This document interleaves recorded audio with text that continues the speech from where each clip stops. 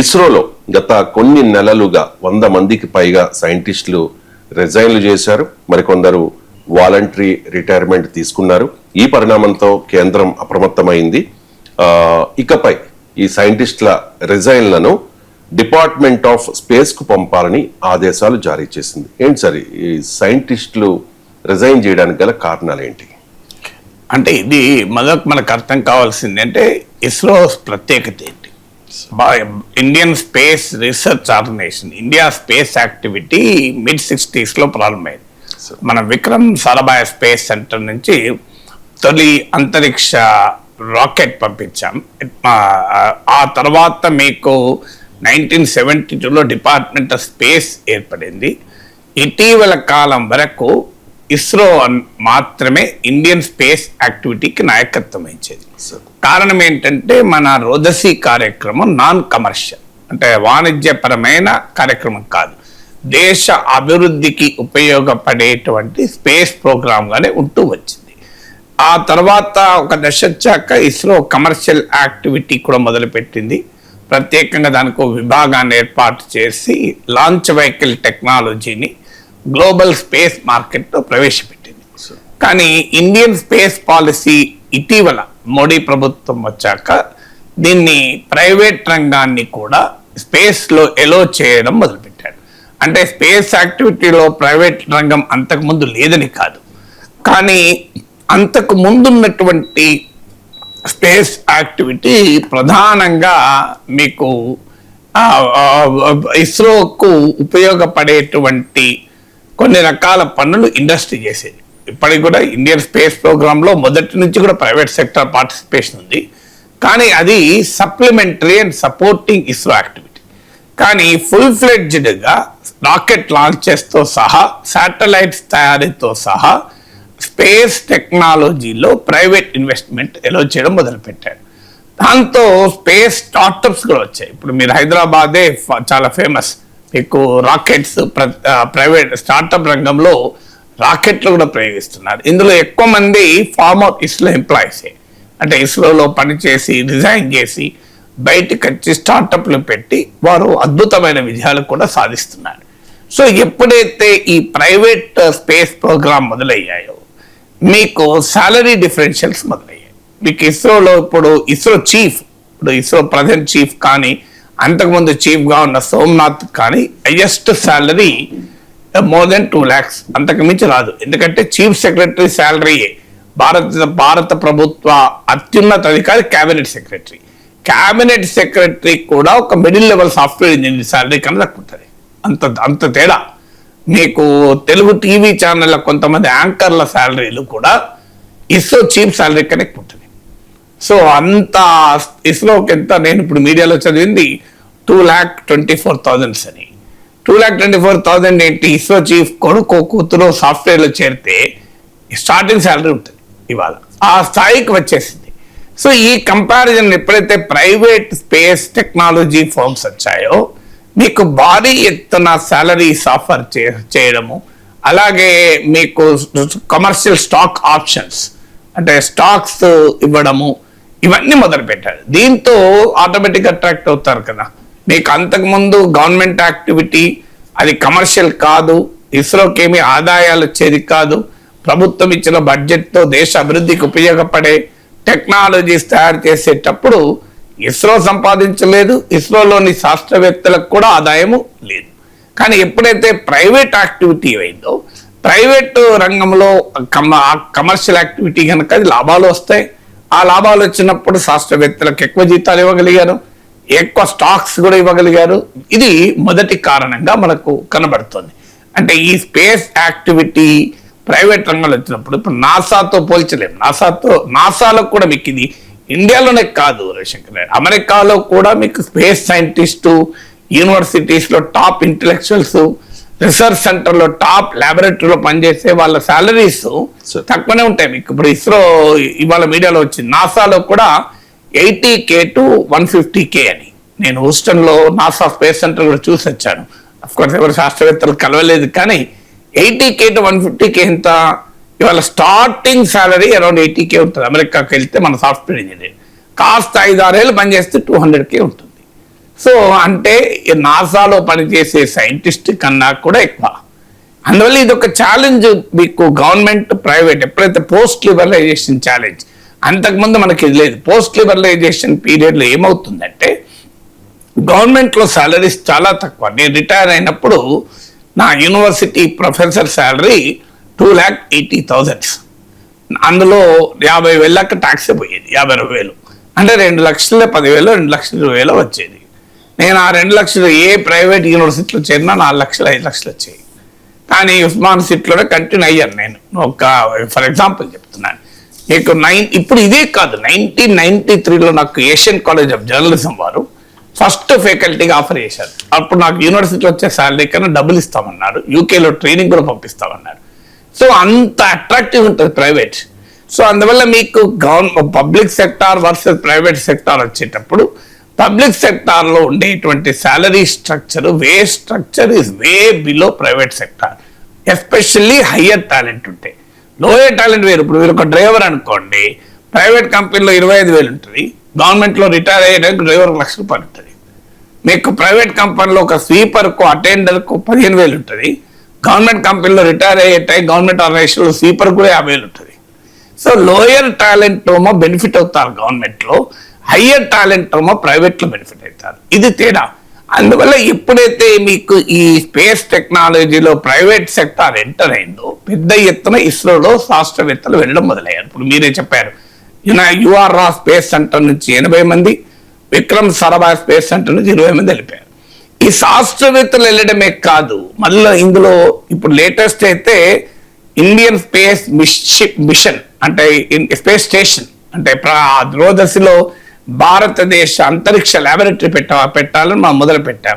అలాగే గగన్యాన్ మొదలు పెట్టాం. ఇండియా హ్యూమన్ స్పేస్ మిషన్ అంటే సొంతగా మనము ఒక మనిషిని దూరదర్శిలోకి పంపించబోతున్నాం.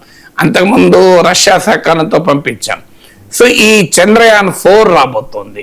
Chandrayaan 4, Gaganyaan and Indian space station లో పనిచేసే శాస్త్రవేత్తలు ఇవాళ వెళ్ళిపోతున్నారు. చూడండి ఎంత ప్రమాదం అవుతుంది దీనివల్ల ఇస్రోకు. అందులో ఆఖరికి మీకు లాంచ్ వెహికల్ అంటే ఈ గగన్యాన్ లాంచ్ చేసేటువంటి వెహికల్ డైరెక్టర్ కూడా రిజైన్ చేశారు, ప్రాజెక్ట్ డైరెక్టర్ విఆర్ఎస్ తీసుకున్నాడు. సో దీనితో ఇప్పుడు ఇస్రో ఉలిక్కిపడి మేము వీరిని వాళ్ళు రొటీన్ గా మీరు అనుమతి ఇవ్వకండి అంటూ ఆదేశాలు జారీ చేశారు.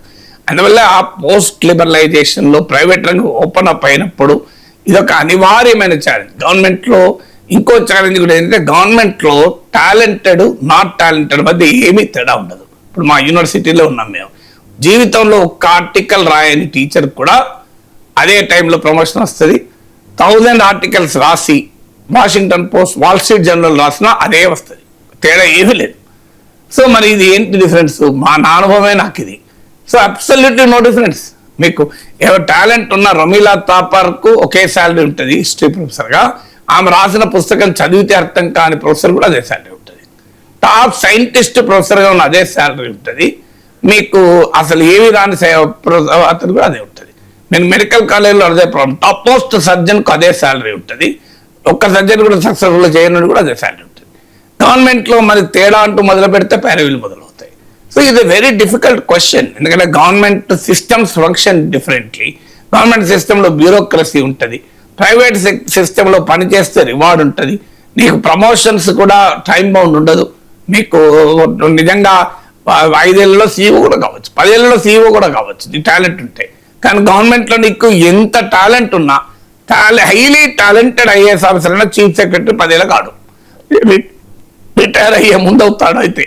సో అందువల్ల మీకు టాలెంట్కు గుర్తింపు లేకపోవడం వల్ల కూడా వెళ్ళిపోతున్నారు. కేవలం శాలరీసే కాదు, వర్క్ ఎన్విరాన్మెంట్ కూడా సరిగా ఉండక బ్యూరోక్రసీలో మీకు నాకు ఇప్పటికి గుర్తు, ఉస్మానియాలో నన్ను నేషనల్ అకాడమీ ఆఫ్ అడ్మినిస్ట్రేషన్ ముస్సోరిలో ఐఏఎస్ ప్రొఫెషనల్ క్లాస్ చెప్పడానికి ఇన్వైట్ చేస్తే నేను యూనివర్సిటీకి లెటర్ రాస్తే ఆ జాయింట్ రిజిస్ట్రార్ నాకు ఫోన్ చేసి ఏమడతారు తెలుసా, క్లాస్కి ఎంత ఇస్తారు మీకు అని అడిగాను. ఒక్క మాట కూడా ముస్సోరిలో ఐఏఎస్ ప్రొఫెషనల్ పాఠాలు చెప్పడం it's honour to our university అని అల్లే, మీకు ఎంత ఇస్తారు క్లాస్కు అన్న. నాకు చిరాకు క్లాస్ అన్న. క్లాస్కి ఆ రోజుల్లో 300-500 ఇచ్చేవాళ్ళు. నాకున్న తెలివితేటలతో హైదరాబాద్లో అప్పుడే బూమింగ్ రియల్ ఎస్టేట్ నేను వ్యాపారం చేసుకున్నాను అనుకో రియల్ ఎస్టేట్, ఇంతకన్నా లక్షలు 100 రెట్లు 1000 రెట్లు ఎక్కువ సంపాదిస్తా. క్లాసుకి 500 ఆడికి పోయి క్లాస్ ఎప్పుడు కన్నా ఇక్కడ ఒక్క ప్లాటం కూడా 50,000 వస్తాయి. ఇది ఏం మాట్లాడుతున్నారు అన్నాను. అందువల్ల అంటే ప్రతి దాన్ని బ్యూరోక్రసీ. సో పర్మిషన్లు ఇవ్వరు. నాకు ఇప్పటి గుర్తు, యూనివర్సిటీ ఆఫ్ కాలిఫోర్నియా బర్క్లీలో నన్ను లెక్చర్కి పిలిచారు. నన్ను లెక్చర్కి పిలిస్తే మా యూనివర్సిటీ వాళ్ళు దానికి 100 కొలీలు పెట్టారు. ఏం చెప్పాలి చెప్పండి ఇక. సో అందువల్ల ఇదంతా చూసిన తర్వాత అదే ప్రైవేట్ యూనివర్సిటీలో ఉన్నాను అనుకోండి, యూనివర్సిటీ ఆఫ్ కాలిఫోర్నియాలో బర్క్లీలో మీకు లెక్చర్ పిలిచారంటే ఇది రెస్పెక్ట్ కదా, ఇమీడియట్గా వెళ్ళిపోయిన లీవ్లు ఇచ్చి మీకు ఖర్చులు ఇచ్చి పంపిస్తారు. సో ప్రైవేట్ సెక్టార్కి వచ్చే వరకు ఏముంటుందంటే ఆ మోటివేషన్ ఉంటుంది, ఆ వర్క్ కల్చర్ ఉంటుంది. గవర్నమెంట్లో వచ్చే వరకు ఆ బ్యూరోక్రసీ పైన టాలెంట్ లేనివాడు ప్రమోషన్లు పొంది ఆ పైన కూర్చొని ఉంటాడు. వాడు కింద టాలెంట్ ఉంటే భరించలేడు, ఇన్సెక్యూరిటీ ఫీల్ అవుతా అంటాడు. నాకన్నా నా కింద టాలెంటెడ్ ఉన్నాడు, వాడు ఎక్కడ నన్ను మింగేస్తాడు అని. ఇవన్నీ చూసిన సైంటిస్టులు ఏమనుకుంటారు, బెటర్ వర్క్ కల్చర్. చాలా మనం శాస్త్రవేత్తలు కూడా తప్పు పట్టకూడదు. వాళ్ళు ఏదో డబ్బుల కొరకు వెళ్ళిపోతున్నారు, దేశ పట్ల కమిట్మెంట్ లేదు అని తప్పుడు అభిప్రాయం చేయదు. ప్రైవేట్ రంగంలో అయినా దేశ కమిట్మెంటే కదా.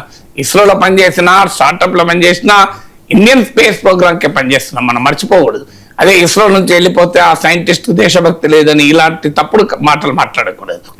అఫ్ కోర్స్ ఇస్రో నుంచి వెళ్ళిపోవడానికి కారణం కేవలం డబ్బే ఉండాల్సిన అవసరం లేదు. వర్క్ కల్చర్ ఉంటుంది, మోటివేషన్ ఉంటుంది, డైనామిజం ఉంటుంది, రకరకాల ఫ్యాక్టర్స్. అవి కనుక ఇస్రో ఎన్ష్యూర్ చేస్తే సాలరీ రాకపోయినా కూడా కమిట్మెంట్తో పనిచేసే వాళ్ళు ఉండొచ్చు కదా. అంటే సైంటిస్టులు రాజీనామా చేస్తే ఇస్రోపై పడే ప్రభావం ఏంటి సార్? ఇస్రో కలిగే నష్టం ఏంటి అసలు? అంటే మీరు అన్నట్టు ఇప్పుడు ఇస్రోలో మీరు అన్న క్వశ్చన్ ఇంపార్టెంట్ క్వశ్చన్. ఇప్పుడు 14,600 మంది ఉన్నట్టున్నారు, ఇవాళ పేపర్లో వచ్చింది, మీరు వెరిఫై చేయండి. సో ఇస్రోలో టోటల్ ఉద్యోగులు, అందులో 100 మంది పోతే ఏమవుతుంది? 100 to 120 మంది వెళ్ళిపోయారు ఈ మధ్య.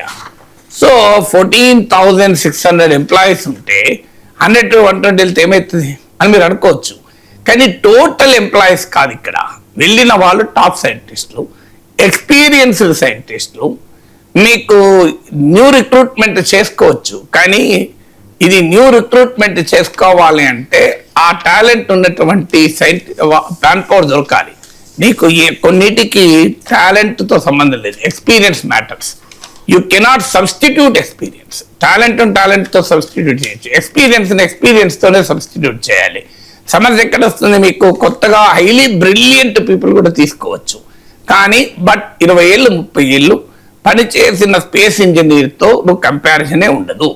ఇంకోటి, వీళ్ళు క్రిటికల్ మిషన్స్లో పనిచేస్తున్నారు. ఇంతకుముందు చెప్పాను మీకు, చంద్రయాన్ 4లో పనిచేస్తున్నారు, వీరు మీకు ఈ గగన్యాన్ ప్రోగ్రాంలో పనిచేస్తున్నారు, ఇండియన్ స్పేస్ స్టేషన్లో పనిచేస్తున్నారు.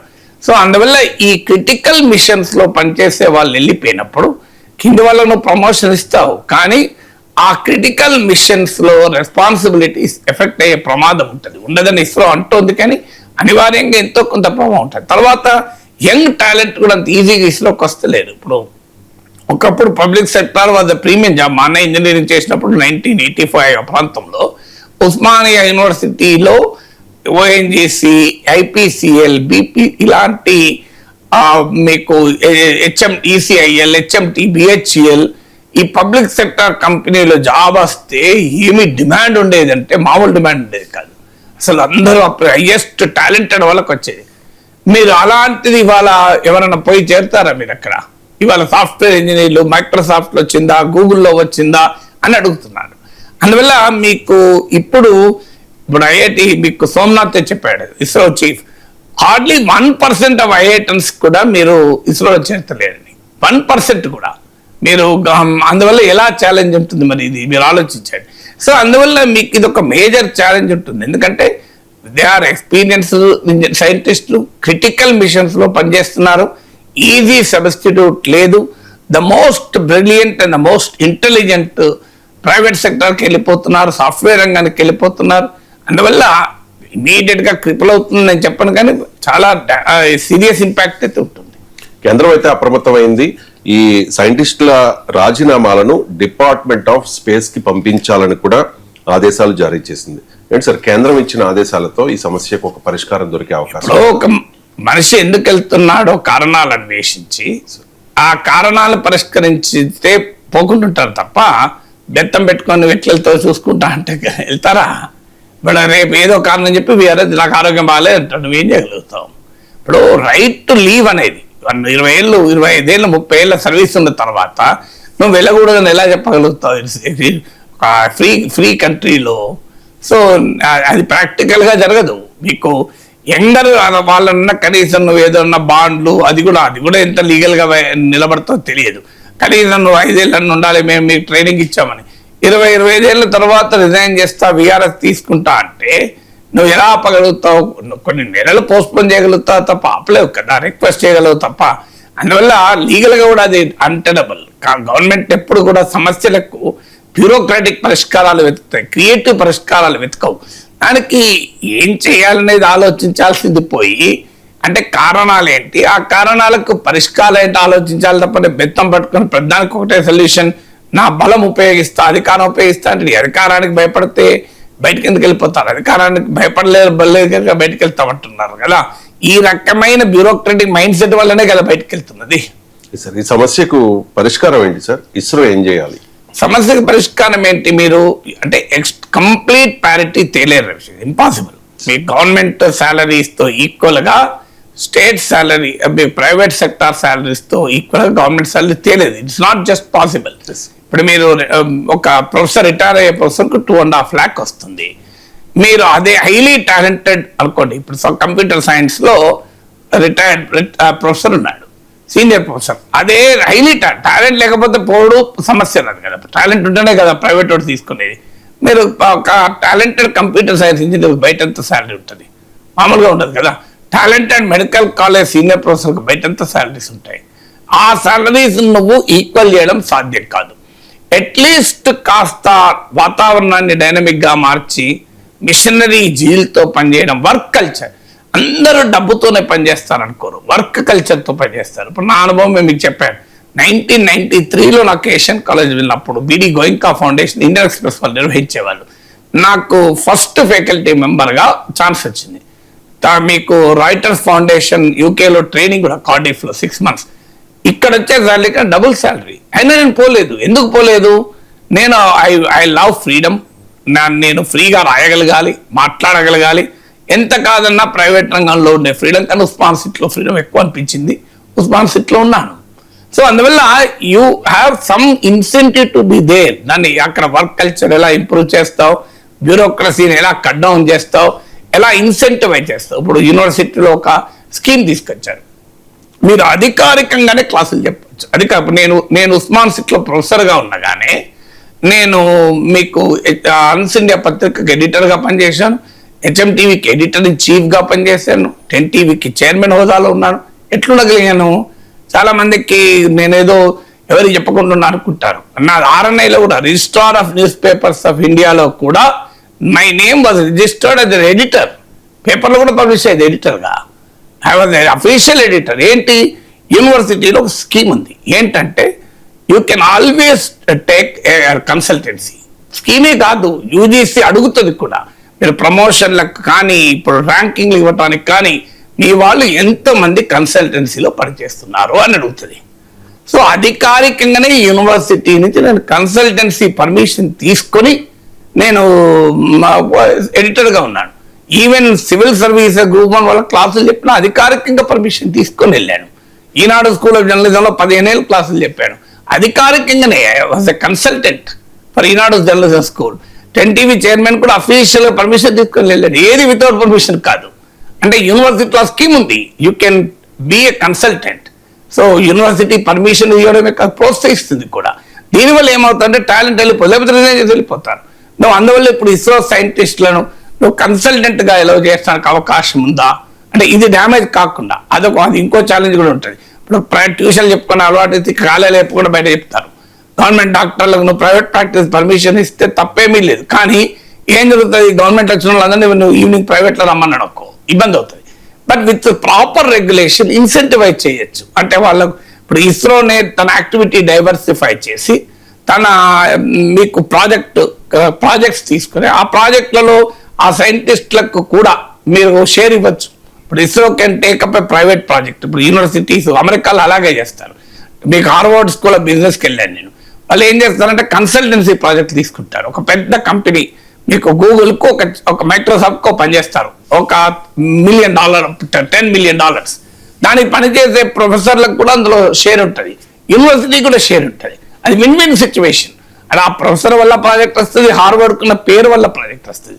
ఇద్దరు కలిసి ఆ ప్రాజెక్ట్ వేస్తారు, ఇద్దరు పంచుకుంటారు. మీరు అప్పుడు ఏమవుతుందంటే ఏ పని చేయడానికి శాలరీ మాత్రమే ఉంటుంది, పని చేసే వానికి ప్రాజెక్ట్లో వస్తుంది. ఇప్పుడు మీకు కొన్ని యూనివర్సిటీస్లో యూనివర్సిటీకి వాళ్ళు ఇచ్చే డబ్బులు ఎక్కువ ఉంటాయి తీసుకునే దానికన్నా కూడా.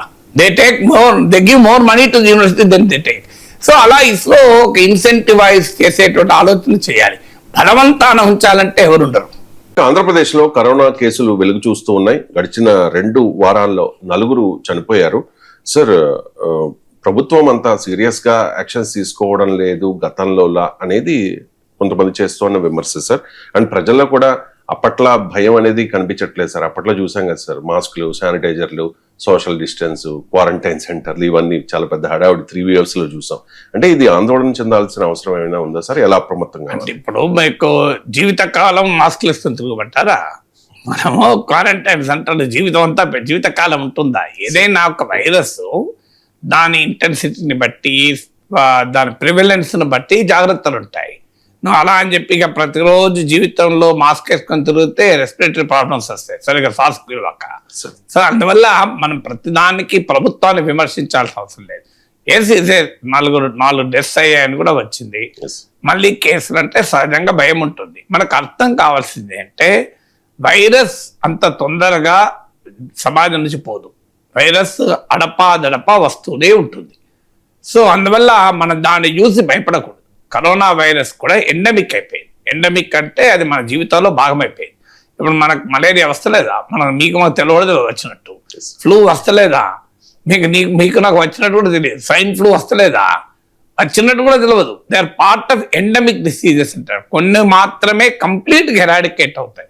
ఇప్పుడు మీకు స్మాల్ పాక్స్, మసూచి కంప్లీట్గా ఎరాడికేట్. ఈవెన్ పోలియో చూడండి, అడపా దేశంలో ఎక్కడో చోట ఒక పోలియో కేసు వస్తుంటుంది. మీకు హైదరాబాద్లో కూడా మీకు ఒక డ్రైనేజ్లో, మీకు సివరేజ్లో మీకు పోలియో వైరస్ కనుగొన్నారు. అది సర్వేలెన్స్లో మున్సిపల్ వేస్ట్ వాటర్లో కూడా కనుగొన్నారు. అందువల్ల వైరస్ విల్ నాట్ ఎండమిక్ అయినాక కూడా ఎక్కడో ఒక చోట వైరస్ కనబడుతుంటుంది. వెరీ కంప్లీట్గా వైరస్ ఎరాడికేట్ అవడం అనేది చాలా రేర్. అది వైరాలజీ మనకు అర్థం కావాల్సింది. ఎపిడీమియాలజీ అంటారు దీన్ని, అర్థం కావాల్సింది. అందువల్ల కరోనా మళ్ళీ కలక్కలం మనకి మళ్ళీ అనే పదమే కాదు. మన మీడియాకు తెలియక హెడ్లైన్లు పెడతారు. కలక్కలం కాదు, మళ్ళీ కాదు. కరోనా కేసులు కనబడ్డాయి. అసలు కరోనా పోయిందని ఎవరు చెప్పారు? టోటల్గా it has not gone, it's completely not eradicated. ఎవరు చెప్పారు? మీకు వరల్డ్ హెల్త్ ఆర్గనైజేషన్ చెప్పిందా? Indian council for medical research చెప్పిందా? భారత ప్రభుత్వం చెప్పిందా ఎరాడికేట్ అయిపోయింది కరోనాని? కరోనా ఎరాడికేటే కానప్పుడు ఆ కేసులు వస్తూనే ఉంటాయి. దాన్ని మళ్ళీ వచ్చినాయి, మళ్ళీ కలకలం అని చెప్పి టెన్షన్ పెట్టించడం ఎందుకు? It a part of the virology. వైరస్ల స్వభావం తెలిసిన మీకు ఎవరైనా చెప్తారు. మీకు దీన్ని ఏమంటారంటే ఎవల్యూషనరీ బయాలజీ అంటారు. సో ఎవల్యూషనరీ బయాలజీ, ఎపిడెమియాలజీ వాళ్ళని ఎవరైనా అడగని చెప్తారు. అందువల్ల నథింగ్ టు వరీ. ఇదేదో పెద్ద వెంటనే మళ్ళీ మనం మాస్క్ వేసుకోవాలి, మళ్ళీ క్వారంటైన్ చేయాలి అని కాదు. రెండవది ఏంటి, అలా అని చెప్పి మనం వదిలేయడం కరెక్ట్ కాదు. ఏం చేయాలి? కాంప్రిహెన్సివ్ సర్వేలెన్స్ ఎప్పుడు ఉండాలి. ఏంటి ఆ సర్వేలెన్స్? హాస్పిటల్లో సిమ్టమ్స్ ఉన్నప్పుడు వాళ్ళని ఐడెంటిఫై వెంటనే టెస్ట్ చేయడము. అలాగే మీకు టెస్ట్ ట్రీట్ అని మన గతంలో ప్రోటోకాల్స్ ఉన్నాయి. వెంటనే మీరు టెస్ట్ చేయాలి, వాళ్ళని ఐసోలేట్ చేయాలి, ట్రీట్ చేయాలి. తర్వాత మున్సిపల్ వేస్ట్ వాటర్ సర్వేలెన్స్. ప్రతి కేసును కూడా మీకు జెనెటిక్ అనాలిసిస్ చేయాలి. ఎందుకు చేయాలి అంటే వాటి జన్యుపరమైన స్వభావాలను స్టడీ చేయాలి. ఎందుకంటే వైరస్ ఉండే ఎవల్యూషన్లో క్యారెక్టర్ ఏంటంటే it continuously produces new type of strains. అంటే కొత్త రకం రూపాంతరాలు చెందుతూనే ఉంటుంది. వైరస్ హ్యూమన్ బాడీలోకి వెళ్ళినప్పుడల్లా కొత్త రూపాన్ని సంతరించుకుంటుంటుంది. మళ్ళీ బయటకు వచ్చి ఇంకోటి కట్టినప్పుడల్లా. సో అది ఆల్వేస్ ఇంటెన్స్గా ఉండకపోవచ్చు, ఆల్వేస్ డేంజరస్గా ఉండకపోవచ్చు.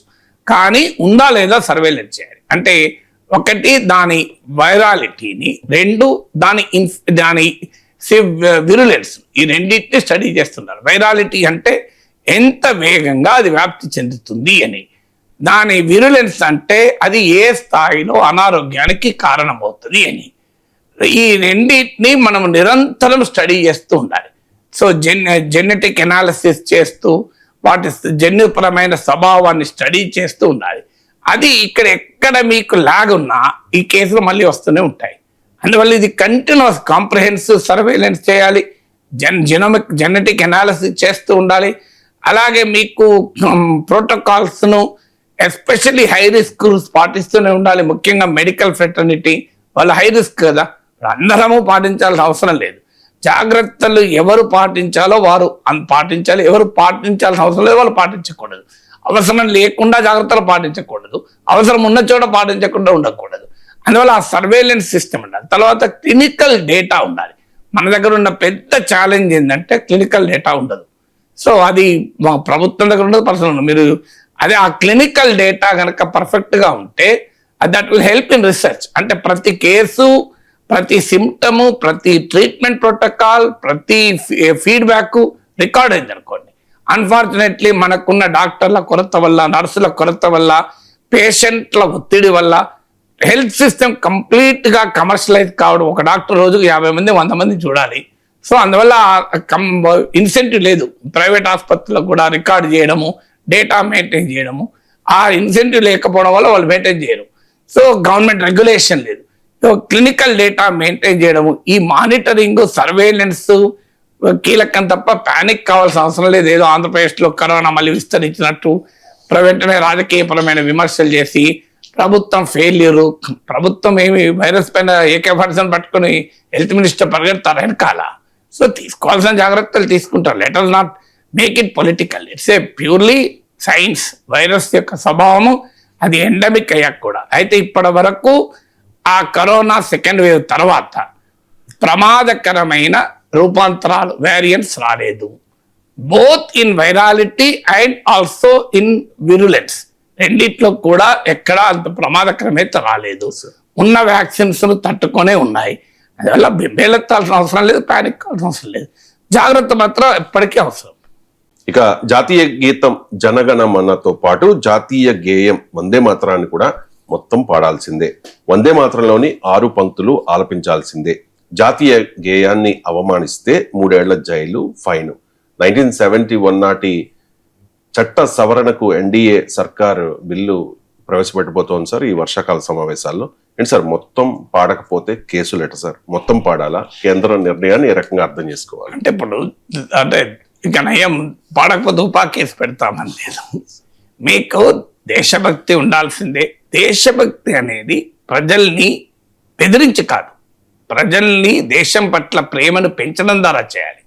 ఎవరైనా ఉద్దేశపూర్వకంగా దేశ సింబల్స్ అవమానిస్తే ఖచ్చితంగా చర్య తీసుకోవాలి, అనుమానమే లేదు. So respect for nation is not negotiable. దాంట్లో డిస్ప్యూట్ లేదు. నాకు దేశం పట్ల గౌరవం ఉండదు, దేశం పట్ల అభిమానం ఉండదు, నా ఇష్టం అంటే అది కలవదు. దేశం పట్ల గౌరవం లేకపోతే దేశంలో ఉండకు, సింపుల్. కానీ నీ దేశభక్తిని నిరంతరం నిరూపించుకోవటానికి పరీక్షలు పెట్టడము, దేశభక్తి ఇలా ఉంటేనే నీకు దేశభక్తి, ఇలా లేకపోతే దేశభక్తి లేదు నీవు అనేటువంటి ఒక బలవంతపు దేశభక్తి పరీక్షలు పౌరులకు పెట్టడం శ్రేయస్కరం కాదు. అని చెప్పి దేశం పట్ల నాకు అభిమానం ఉండదు, గౌరవం ఉండదు, నా ఇష్టం అనే హక్కు పౌరుడికి ఉండదు. So there is a fundamental right and a fundamental duty also. So అందువల్ల దేశభక్తి కూడా బలప్రయోగం ద్వారా చేసుకోవాల్సిన పరిస్థితి వస్తే చాలా బాధాకరం అవుతుంది. ఆ పరిస్థితి ఎందుకు దేశంలో వచ్చిందో ఆలోచించాలి. మహాభారతంలో కథ ఉంటుంది. ధర్మరాజు రాజసీ యాగం చేసి భారీగా దాన ధర్మాలు చేస్తాడు. దాంతో కాస్త ధర్మరాజు కూడా గర్వం పెరుగుతుంది. నన్ను మించిన రాజు లేడు, చూడు నేను ఎంత ఉదారంగా దాన ధర్మాలు చేశాను, ఈ భూమండలం మీద నన్ను మించిన రాజే లేడు అని గొప్పలు ఫీల్ అవుతూ ఉంటాడు. శ్రీకృష్ణ పరమాత్మకు అర్థమవుతుంది. సో ఈ ధర్మరాజు సంగతి తేలాలని బలిచక్రవర్తి, పాతాళంలో ఉన్న బలిచక్రవర్తి దగ్గర తీసుకెళ్తారు. సో ఆ బలి కూడా దానానికి ఫేమస్ కదా. మీకు బలిచక్రవర్తి, దదీచి, కర్ణుడు వీళ్ళంతా దానానికి మారుపేర్లు. సో దదీచి తన శరీరాన్ని, తన బొక్కల్ని ఇచ్చి, తన ఎముకల్ని ఇచ్చి మీకు బ్రహ్మదేవుని వజ్రాయుధానికి కారణమయ్యాడు అనుకుంటాను, సబ్జెక్ట్ టు కరెక్షన్. బట్ ఏదైనా కర్ణుడు, దదీచి, బలి దానానికి మారుపేరు. బలి ధర్మరాజు సంగతి అర్థం కావాలని బలిచక్రవర్తికి పట్టుకపోతాడు. సో శ్రీకృష్ణ పరమాత్మ బలిచక్రవర్తికి ధర్మరాజుని పరిచయం చేశాక ఏంటి అని అడిగితే ధర్మరాజు చెప్తాడు, నేను అద్భుతంగా దాన ధర్మాలు చేశాను, నేను చాలా గొప్ప అన్నట్టే బలిచక్రవర్తి అంటాడు, నీ దాన ధర్మాలు తీసుకునే పరిస్థితిలో నీ ప్రజలు ఉన్నారంటే నువ్వు పనికిమాల రాజువయ్యా అంటాడు. అంటే అంత పూర్ణ నీ ప్రజలు దానాలు తీసుకునే పరిస్థితిలో ఉన్నారంటేనే అర్థమవుతుంది కదా అన్నాడు, నువ్వేం రాజు అని. అందువల్ల దేశభక్తిని కూడా 3 ఏళ్ల జైలు శిక్షతో బెదిరించి మీకు జైలుకి వేస్తామని చెప్పి దేశభక్తిని కల్పించాల్సిన పరిస్థితి సమాజంలో రాకూడదు. ప్రతి పౌరునికి దేశభక్తి ఉండాల్సిందే. మనం చిన్నప్పుడు దేశంను ప్రేమించమన్నా అని పాడినప్పుడు కానీ, నేను భారతదేశం నా మాతృభూమి అన్నప్పుడు ఎంత గర్వపడ్డాం. జనగణమన పాడినప్పుడు మనం 3 ఏళ్ల జైలు శిక్ష భయపడి పాడలే. 3 ఏళ్ల జైలు శిక్ష పాడి మనం ప్రతిజ్ఞలు చేయలే. మనం సగర్వంగా చేశాం. వందే మాతరం పాడుతున్నప్పుడు సగర్వంగా దేశభక్తితో పాడాము. ఎవరం కూడా 3 ఏళ్ళు జైలు ఎత్తారేమో, 2 ఏళ్ళ జైలు శిక్ష ఎత్తారేమో, ఎగ్జామ్లో ఫెయిల్ చేస్తారేమో అని పాడలేదు కదా. అంటే సమాజాన్ని ఆ పరిస్థితి రాకూడదనేది నా బాధ. అయినా ఈ వందే మాత్రం ఇప్పటి వరకు హిస్టారికల్గా సెటిల్డ్ క్వశ్చన్. 2 స్టాంజాసే పాడతాము, ఎందుకు మిగతా 4 స్టాంజాస్ పాడము? దీనికి ఉన్న హిస్టరీ ఏంటి? ఇది మొదలు మీకు ఆనందమట్ అనే నవలలో వచ్చినటువంటిది ఫుల్ వందే మాత్రం సాంగ్. దాంట్లో కొన్ని హిందూ దేవతల్ని ప్రార్థిస్తూ ఉన్న అంశాలు ఉన్నాయి. సెక్యులర్ కంట్రీస్లో అందరూ మెజారిటీ హిందువులైనప్పటికీ ఇతర మతాల వాళ్ళు కూడా ఉన్నారు కనుక వారిని తమ మతం కాని దేవతల్ని ప్రార్థిస్తూ స్తోత్రం చెప్పమంటే కష్టం కనుక వారు గతంలో అభ్యంతరాలు చెప్పారు. ఇది స్వాతంత్ర పోరాట కాలంలోనే వచ్చింది. అప్పుడు స్వాతంత్రోద్యమం ముందు ఒక ప్రశ్న ఉండే, ఈ వివాదమైన వందే మాతర గీతాన్ని మొత్తానికే వదులుకుందామా అంటే అప్పటికే భారతదేశ స్వాతంత్ర పోరాట వీరులకు వందే మాతరం రణనినాదమైంది. ముఖ్యంగా భగత్ సింగ్ లాంటి వాళ్ళు, చంద్రశేఖర్ ఆజాద్ లాంటి రెవల్యూషనరీస్ మీకు దీని యొక్క రణనినాదంగా మార్చారు. అంటే దేశ ప్రజలకు దేశభక్తిని కల్పిస్తూ దేశ ప్రజల్ని స్వాతంత్రోద్యమంలో ఉత్తేజితులను చేసిన ఒక మహత్తర రణనినాదాన్ని వదులుకోవడం ఇష్టం లేదు అని చెప్పి దాంట్లో ఉన్నటువంటి వివాదాస్పద స్టాంజాలతో దేశంలో ఉన్న కొన్ని మతాల వారి విశ్వాసాలను దెబ్బతీయకూడదు కనుక ఒక వయా మీడియాగా ఆల్ ఇండియా కాంగ్రెస్ కమిటీ, ఒక్క నెహ్రూనే కాదు, మహాత్మా గాంధీ, బాబు రాజేంద్ర ప్రసాద్, సర్దార్ వల్లభాయ్ పటేల్, రవీంద్రనాథ్ ఠాగూర్తో సహా వీళ్ళందరూ ఆలోచించితే రవీంద్రనాథ్ ఠాగూర్ చెప్పింది ఏంటంటే మొదటి 2 స్టాంజాలను ఇతర స్టాంజాలను సులభంగా విడదీయవచ్చు, ఏ మాత్రము సమస్య కాదు. అందువల్ల మొదటి 2 స్టాంజాలు పాడడము అనేది సమస్యకు పరిష్కారం అని డిసిషన్ తీసుకున్నారు. ఇది డిసిషన్ తీసుకొని 100 ఏళ్ళు అయిపోయింది. ఇప్పుడు దాన్ని మళ్ళీ తిరగతోడి మళ్ళీ వివాదము చేసి ఇది మళ్ళీ 6 స్టాంజాలు పాడాలి అని చెప్పి దీన్ని కాంట్రవర్సీ చేయడంలో రాజకీయాలే తప్ప దేశభక్తి ఎక్కడుంది ఇది? సో ఇది సెటిల్డ్ క్వశ్చన్ హిస్టరీలో. దీన్ని ఏదో కాంప్రమైజ్గా, అదేదో నెహ్రూ చేసిన కాంప్రమైజ్గా చెప్పాల్సిన అవసరం లేదు కదా. దేశాన్ని ఐక్యంగా ఉంచడానికి, దేశ ప్రజల్ని ఐక్యంగా ఉంచడానికి, అదే సమయంలో దేశ ప్రజల్ని స్వతంత్రోద్యమోన్ముఖులు చేసడానికి ఒక మహత్తరమైనటువంటి దేశభక్తి గీతం వందే మాత్రం. అంతటి గొప్ప గీతాన్ని మళ్ళీ వివాదాలకు పట్టుకొచ్చి దేవుణ్ణి, దేశభక్తిని వివాదాస్పదం చేయకూడదు. ఇది వివాదాలకు అతీతం. దైవభక్తి, దేశభక్తి వివాదాలకు అతీతం. దీన్ని రాజకీయాల్లోకి లాగి రాజకీయ వివాదంగా ఎప్పుడు మార్చకూడదు. దైవభక్తి, దేశభక్తి అనేది సంకుచితమైన మన భావాలకు అతీతమైన ఒక గొప్ప భావన. సో అనవసరంగా దేశభక్తిని వివాదాస్పదం చేసి దేశంలోనే ఉన్న లక్షలాది మందిని, కోట్లాది మందిని దేశద్రోహులుగా చిత్రీకరించే ప్రయత్నాలు ఎప్పుడూ చేయకూడదు. బలప్రయోగంతో దేశభక్తి రాదు. దేశం పట్ల గౌరవించాలి. ఉద్దేశపూర్వకంగా ఎవరైనా అవమానిస్తే ఖచ్చితంగా శిక్షించాలి. కానీ ప్రతి పౌరునికి ఇవాళ స్పెషల్ ఇంటెన్సివ్ రివిజన్లో నువ్వు ఓటర్వా నిరూపించుకోవాలన్నట్లు నీకు దేశభక్తి ఉందా అని నిరూపించుకో. చెక్ పోస్టులు పెడతాం. జూబ్లీ హిల్స్ నుంచి ఇటువైపు వస్తున్న వాళ్ళందరినీ చెక్ పోస్ట్లో పెట్టి నీకు దేశభక్తి ఉందా చూపెట్టు. లేదంటే భారత ప్రభుత్వం ఒక సర్టిఫికెట్ ఇవ్వాలి, దేశభక్తి సర్టిఫికెట్.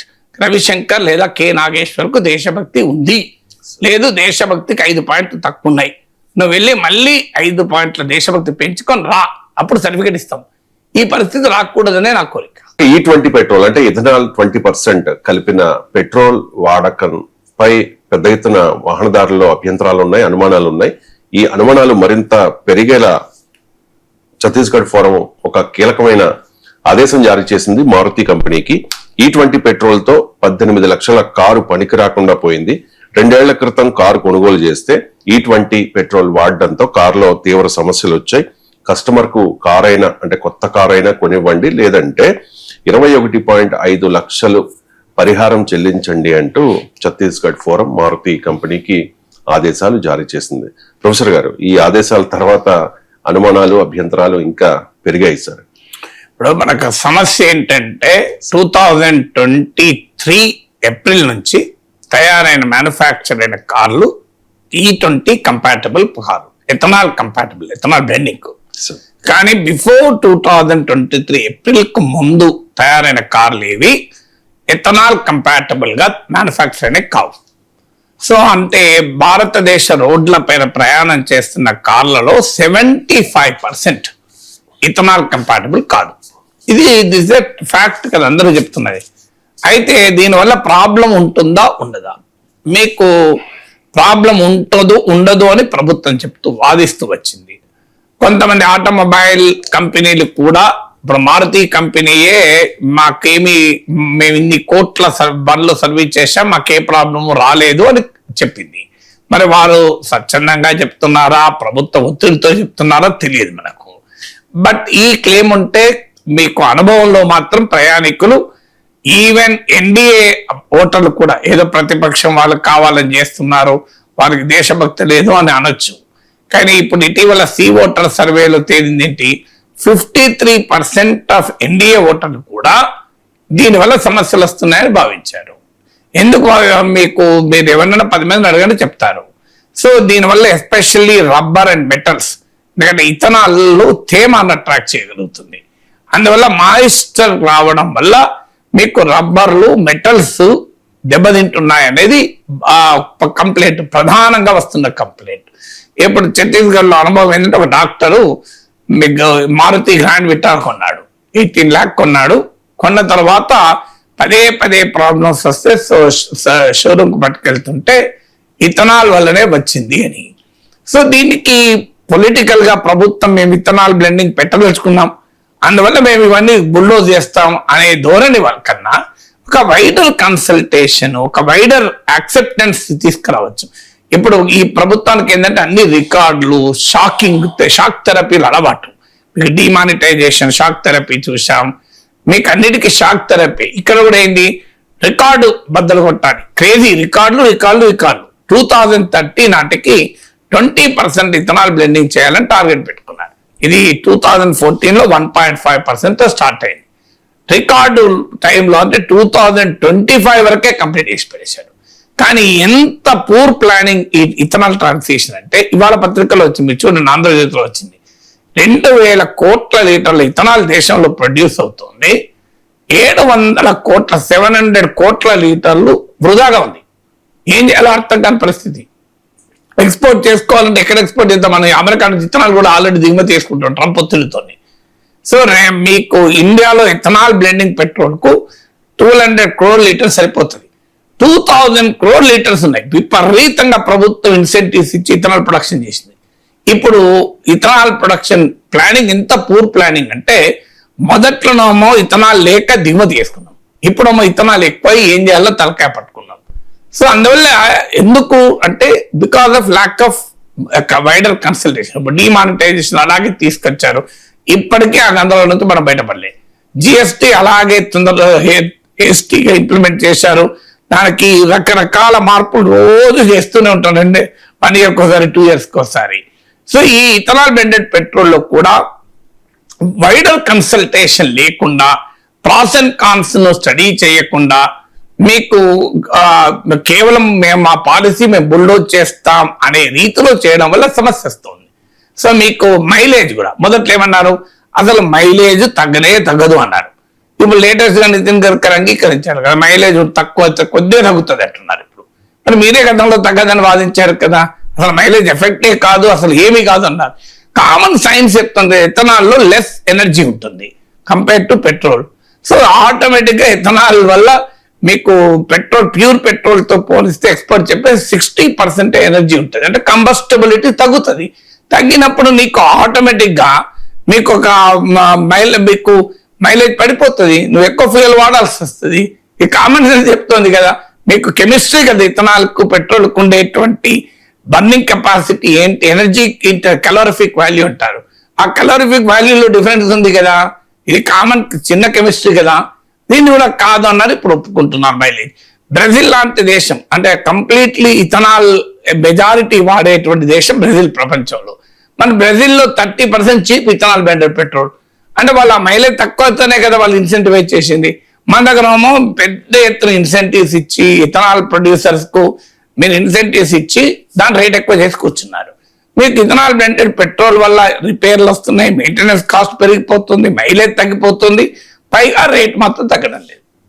అంతకుముందు నితిన్ గడ్కరీ ఏం ప్రామిస్ చేశాడు, బీజేపీ నాయకుల వీడియోలు ఉంటాయి మీరు చూడండి ఇన్స్టాగ్రామ్ లో, సోషల్ మీడియాలో. 50 రూపీస్కే పెట్రోల్ అవుతుంది ఇథనాల్ బయోఫ్యూయల్ వల్ల. ఇథనాల్ వల్ల 50-55 రూపీస్కే మీకు లీటర్ పెట్రోల్ ఇస్తామన్నారు. ఇస్తారా మరి? మీరే చెప్పారు కదా ఇథనాల్ అప్పుడేమో 50-55 రూపీస్ వస్తుంటారు, ఇప్పుడు ఇథనాల్ బ్లెండెడ్ అయినా నీకు రేటు మాత్రం మారదంటున్నారు. సో రేటు మారక మైలేజ్ తగ్గి రిపేర్లు వస్తుంటే కన్స్యూమర్ ఎందుకు యాక్సెప్ట్ చేస్తాడు? అందుకే ఇలా ఎన్డీఏ ఓటర్లు కూడా వ్యతిరేకించడానికి మీరు చూడండి ఇష్టం వచ్చినట్టుగా ఇథనాల్ డిస్టిలరీస్ పర్మిషన్ ఇచ్చారు. ఇప్పుడు 370 డిస్టిలరీస్ ఇండియాలో ఉన్నాయి, ఇంకో 40 డిస్టిలరీ నిర్మాణాలు ఉన్నాయి. చూడండి ఎవరైనా ప్రపంచంలో ఇలా ప్లానింగ్ చేస్తారా? ఆల్రెడీ 2000 లీటర్స్ ఆఫ్ 2000 కోట్ల లీటర్ల ఇథనాల్ ప్రొడ్యూస్ అవుతూ ఇప్పటికీ డిమాండ్ మించి 700 to 800 crore లీటర్స్ ఇథనాల్ అదనంగా ఉండగా ఇంకో 40 డిస్టిలరీస్ పర్మిషన్ ఇచ్చారు. పర్మిషన్ ఇచ్చిన తర్వాత ఇప్పుడు ఇంకా ఇథనాల్ ప్రొడక్షన్ పెరుగుతుంది. ఏం చేస్తారు దాన్ని అంతా? అందుకొరకు ఇప్పుడు ఇథనాల్ ఎక్కువ ప్రొడక్షన్ అవుతుంది కనుక మేము ఇప్పుడు 85% పెట్రోల్ బ్లెండింగ్ చేస్తాం. అసలు సమస్య మీకు ఇథనాల్ ప్రొడక్షన్ ఎక్కువైనందుకు బ్లెండింగ్ పెంచుతారా? మీకు దేని ఉద్దేశించి బ్లెండింగ్ మీద అంటే మీ పూర్ ప్లానింగ్ వల్ల అడ్డగోలుగా ఇథనాల్ ప్రొడక్షన్ పెరిగిపోయింది కనుక అది వాడటం కొరకు ఇప్పుడు మేము 20% ఇంకా పెంచేస్తాం. ఇంత పూర్ ప్లానింగ్ ఏంటి? దీనికి తోడు మళ్ళీ అసలు ఇథనాల్ ఎలా ప్రొడ్యూస్ చేస్తారు? మన దగ్గర షుగర్ కేన్తో ఇప్పుడు ఆల్రెడీ వర్షపాతం లేక ఇవాళ పేపర్లో చూడండి కరువు కోరల్లో దేశం మొత్తం. ఇప్పుడంట ఉన్న నీళ్లు వరే పండించకూడదు అని ఒకవైపు ప్రభుత్వం చెప్తూ మీరు పప్పు దినుసులు పండించండి, నూనె గింజలు పండించండి, వర్షాభావ తట్టుకునే పంటలు పండించండి అంటారు. Highly water intensive sugar cane ఏమో నీకు ఇథనాల్ కొరకిస్తున్నారు. అంటే ఫుడ్ కొరకు ఏమో క్రాప్స్ ఉండవట, ఫ్యూయల్ కొరకు క్రాప్స్ ఉంటాయట. ఏమైనా ప్లానింగ్ ఉందా? అసలు వాటర్ స్కేర్స్ కంట్రీలో వాటర్ ఇంటెన్సివ్ క్రాప్స్ ఉపయోగించి మీరు ఇథనాల్ తయారు చేస్తే ఎట్లా? షుగర్ కేనే కాదు, ఇప్పుడు మేజ్ కూడా ఉంది. అఫ్ కోర్స్ షుగర్ కేన్ తో పోలిస్తే మేజ్ కాస్త తక్కువ వాటర్ ఇంటెన్సిటీ ఉండొచ్చు. వాటర్ ఇంటెన్సిటీ కాదు, ఫెర్టిలైజర్ ఇంటెన్సిటీ. మరి ఫెర్టిలైజర్ ఇంపోర్ట్స్ పెరుగుతాయి, ఇప్పుడు విపరీతంగా పెరుగుతాయి. దానికి ఏం చెప్తారు ప్రభుత్వం? మేము క్రాప్ రెసిడ్యూ నుంచి, ఎఫ్సిఐ గోడౌన్లలో వేస్టెడ్ రైస్ నుంచి, అదంతా చాలా లిమిటెడ్, అది కాస్ట్లీ. క్రాప్ రెసిడ్యూ నుంచి కూడా చేయొచ్చు, కానీ రిలేటివ్లీ అది కాస్ట్లీ ఇథనాల్. అది ఇంకా కాస్ట్ పెరిగిపోతుంది క్రాప్ రెసిడ్యూ నుంచి. అది ప్రాక్టికల్ గా వయబుల్ అవుతుంది అనేది క్వశ్చన్. తర్వాత మీరు ఇలా 5.1 బిలియన్ 51 లక్షల టన్నుల ఆహార ధాన్యాల్ని food corporation of India ethanol production divert చేసింది. అంటే ప్రజల ఆకలి తీర్చాల్సిన ఆహార ధాన్యాలు ఇథనాల్ ప్రొడక్షన్ పంపడం ఏంటి? అందువల్ల వీటి బ్యాలెన్స్ లేకపోవడం వల్ల, అంటే ఎనర్జీ పాలసీ, అలాగే food security, energy security and seamless transition, అంటే మీకు ఎన్విరాన్మెంటల్ సస్టైనబిలిటీ, వీటి మధ్య ప్రాపర్ బ్యాలెన్స్ లేక కేవలం రికార్డుల బద్దలు కొట్టాలి అనే తొందరపాటుతో చేసే విధానాల వల్ల వస్తున్న సమస్యలు ఇవి. కూడంకులం న్యూక్లియర్ పవర్ ప్లాంట్ కి సంబంధించిన కీలకమైన భద్రతా సమాచారం లీక్ అయిందని రాయిటర్స్ లో ఒక కథనం వచ్చింది సార్. ఈ ప్రచారాన్ని అయితే కేంద్ర ప్రభుత్వం ఖండిస్తోంది. అసలు ఏం జరిగింది? డేటా లీక్ అయితే జరిగే నష్టం ఏంటి సార్? అంటే డేటా కంప్లీట్ గా లీక్ కాలేదని కాదు, ప్రధానమైన కోర్ న్యూక్లియర్ రియాక్టర్ సంబంధించిన డేటా లీక్ కాలేదు అంటున్నారు. న్యూక్లియర్ పవర్ కార్పొరేషన్ లిమిటెడ్ నిర్వహిస్తుంది కూడంకులంది. మీకు ఇప్పుడు లేటెస్ట్ ఏంటంటే మీకు వరల్డ్ లీక్స్ అనేటువంటి వారు కూలంకులం రియాక్టర్ కు ఇంజనీరింగ్ కాంట్రాక్టర్ అయిన రిలయన్స్ ఇన్ఫ్రాస్ట్రక్చర్ కు సంబంధించిన డేటా లీక్ అయింది అని. So it is not a nuclear reactor data కాదు, కోర్ న్యూక్లియర్ ప్రొడక్షన్ కి సంబంధించిన డేటా కాదు. లీక్ అయింది మాత్రం మీకు రాన్సమ్ వేర్ ద్వారా మీకు అటాక్ చేసి ఆ డేటా లీక్ చేశారు. అది రిలయన్స్ ఇన్ఫ్రాస్ట్రక్చర్ కు చెందిన అంటే engineering contractor for Kudankulam nuclear reactor. అది తర్వాత ఇప్పుడే కాదు, ఈవెన్ మీకు కొద్ది సంవత్సరాల క్రితం 2019లో అనుకుంటాను, 2019లో మీకు ఇలాగే మీకు అప్పుడు కూడా ఇలాంటి మాల్వేర్ ను ప్రయోగించి అప్పుడు కూడా ఇదే కూడంకులం న్యూక్లియర్ రియాక్టర్ సంబంధించిన అడ్మినిస్ట్రేటివ్ ఆఫీస్ డేటా కూడా లీక్ చేశారు. అంటే ఇప్పటికిప్పుడు core reactor data, nuclear production, మన న్యూక్లియర్ ఫ్యూయల్ సైకిల్ ఇవన్నీ కాన్ఫిడెన్షియల్ డేటా. అది సో ఆ డేటా లీక్ కాలేదు, ప్రభుత్వం చెప్తున్నది. మనం we have to believe the government. ఇట్లాంటి విషయాలలో స్పెక్యులేషన్ వద్దు.